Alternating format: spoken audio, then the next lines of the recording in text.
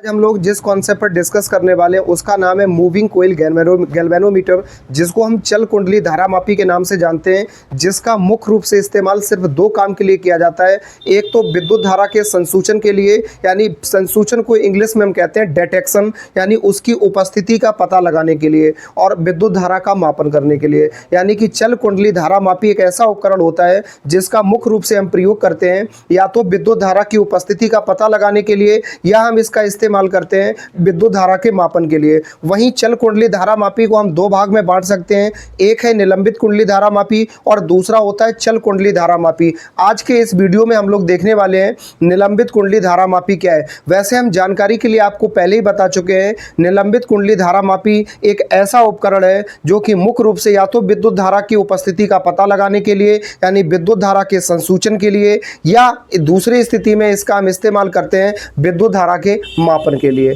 आइए कंसंट्रेट करिए, ये हमारी कॉन्सेप्ट हो गई। इसको निर्मित करने के लिए हम क्या करते हैं, इसमें लोहे की रॉड एक सी होती है, इस लोहे की रॉड पे एल्यूमिनियम का फ्रेम लगाते हैं और एल्यूमिनियम की फ्रेम के ऊपर तांबे के तार को लपेटा जाता है।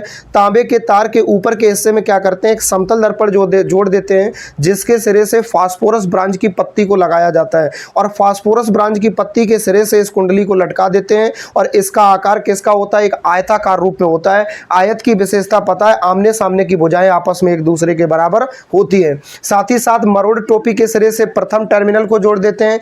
टर्मिनल का मतलब होता है तार के सिरे को, यानी पहले तार के सिरे को मरोड़ टोपी के सिरे से प्रथम टर्मिनल से जोड़ते हैं। वही निचले हिस्से से एक स्प्रिंग लटका देते हैं और स्प्रिंग को दूसरे टर्मिनल T2 से जोड़ देते हैं। अब इसमें होता क्या है लाला, जरा ध्यान दो। जब इसमें धारा का प्रवाह किया जाता है तो T1 से करंट आता है, इस प्रकार से T1 से करंट आता है, और जैसे ही करंट आता है वैसे ही ये क्या हो जाता है, ये कुंडली बहुत तेजी से और चुंबकीय क्षेत्र में घूमना शुरू कर देती है। अब कहोगे यहाँ चुंबकीय क्षेत्र कहाँ आया, तो ये आयताकार जो कुंडली रखी है, इसके दोनों सिरों के बीच, इसके दोनों ओर, एक बाईं ओर और दाईं ओर मिला के एक शक्तिशाली चुंबक, जिसको नाल चुंबक के नाम से जानते हैं, या हम घोड़ा नाल चुंबक कह सकते हैं, यह सबसे शक्तिशाली चुंबक की श्रेणी में आता है, जिसके दो ध्रुव खंडों N मतलब नॉर्थ और S मतलब साउथ के बीच में इसको रखा जाता है। और जैसे ही चुंबकीय क्षेत्र में इसको रखा जाता है और धारा प्रवाहित की जाती है तो ये चुंबकीय क्षेत्र में घूमना शुरू कर देती है।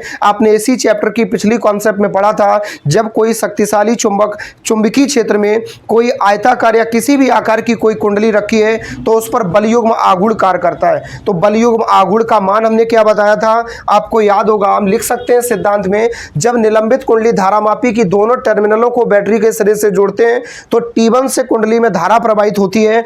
इसके बाद में क्या होता है, चुंबकीय क्षेत्र में घूमना प्रारंभ कर देता है और घूमने पर लगता है बहुआ बलयुग्म आघूर्ण। और बलयुग्म आघूर्ण का हमने पिछले ही हेडिंग में आपको पिछले वीडियो में एक सूत्र बताया था, टॉ बराबर होता है NIAB sin थीटा, बताया था।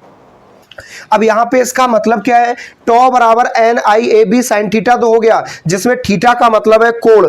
ये चुंबकीय क्षेत्र से ये कितने एंगल पर लटकी हुई, लंबवत, अर्थात चुंबकीय क्षेत्र और कुंडली के बीच में जो बनने वाला कोण है वो कितने डिग्री होगा, 90 डिग्री मान रख दो। टॉ बराबर हो गया NIAB इंटू साइन 90, और जर्रा जर्रा जानता है साइन 90 की वैल्यू होती है 1। That's all. फाइनली मेरे पास वैल्यू आ गई, टॉ बराबर NIAB। ये क्या निकल आया, जैसे ही इसमें धारा प्रवाहित की जाएगी तो चुंबकीय क्षेत्र में यह कुंडली घूमना शुरू कर देगी। घूमने पर इस पर जो बलयुग्म आघूर्ण लगेगा वो इतना होगा, टॉ बराबर NIAB। इतनी बात क्लियर हो गई। लेकिन यहां पे कुंडली में क्या लपेटे गए हैं, तार, तो लिखेंगे। और यहां पे आपको पता है जब चुंबकीय क्षेत्र में घूमना शुरू करेगी तो घूमने पर क्या होगी कि यहां पे जब कोई भी चीज घूमती है तो उसमें एक ऐंठन उत्पन्न होती है। तो यहां पे एक स्थिति लगाएंगे, यदि